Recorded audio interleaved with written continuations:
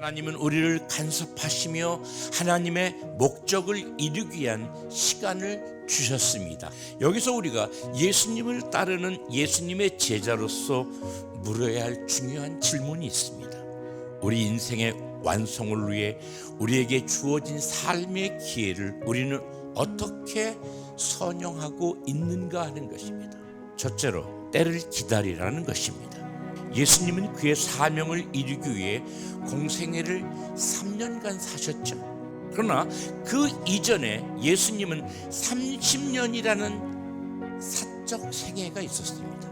그 30년은 예수님께서 나사렛에서 아버지 요셉을 도와 목수의 삶을 사셨습니다. 물론 예수님께서 범상하지 않은 그리스도요 메시아라는 징조들이 간간 나타났습니다. 예컨대 누가복음에서 예수님이 12살 때 그의 부모와 함께 유월절 지키기 위해서 예루살렘에 갔죠.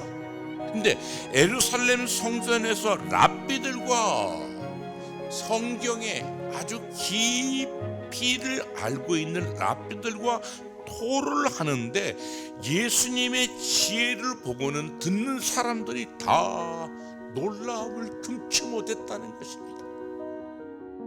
근데 놀라운 것은 명절이 끝나자마자 부모님과 함께 예수님이 다시 나사렛으로 돌아와 평범한 목수의 아들로서 소년의 삶을 이어가셨습니다. 우리가 하나님의 때를 기다려야 할 중요한 이유는 그것이 하나님을 신뢰하는 것이라는 거예요. 기다리는 것이 하나님을 신뢰하는, 그게 믿음이라는 거예요. 조급함은 믿음이 아닙니다. 서두름은 믿음이 아닙니다.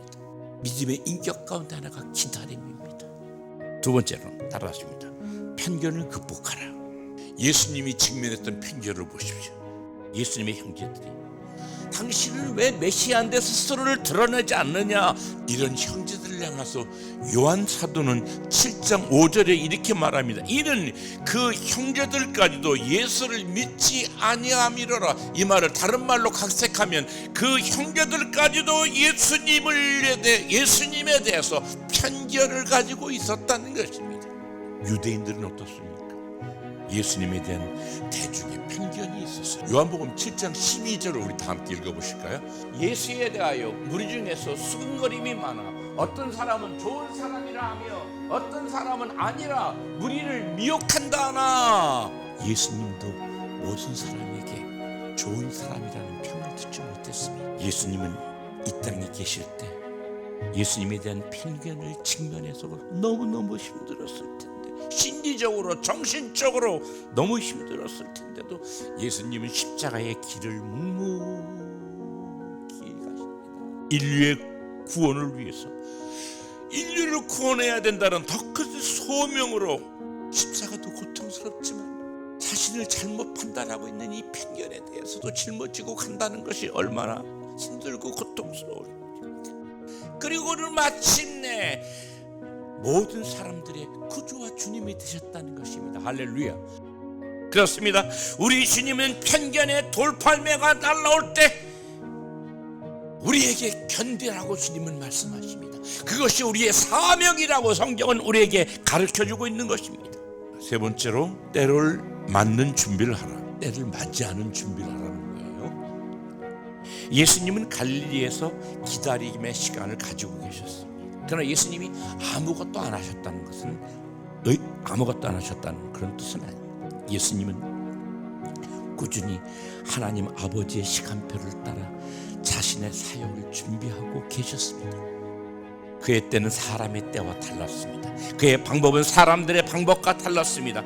결정적인 그의 때가 오기 전까지 예수님은 은밀히 자신의 사역을 준비하고 계셨다. 예수님의 생애를 주목해 보십시오. 30년의 기나긴 사적인 준비 기간, 3년의 공생애, 특히 마지막에 십자가를 지시기 전, 그리고 마지막 예수님께서 사역 가운데 그분이 남기신 마지막 유언은 무엇입니까? 요한복음 19장 30절, 다 이루었다, 다 이루었다. 그의 뜻을 이루는 삶을 살고 계신가요? 더 정확히 표현하면 하나님의 뜻을 이루는 나의 시간을 살고 있느냐는 것입니다. 사명을 가시고 기다리시고 편견도 이기시고 주님과 함께 이 평생 믿음으로 멋지게 사시다 주님 만나시는 저와 여러분의 삶이 되시기를 주님의 이름으로 축원합니다.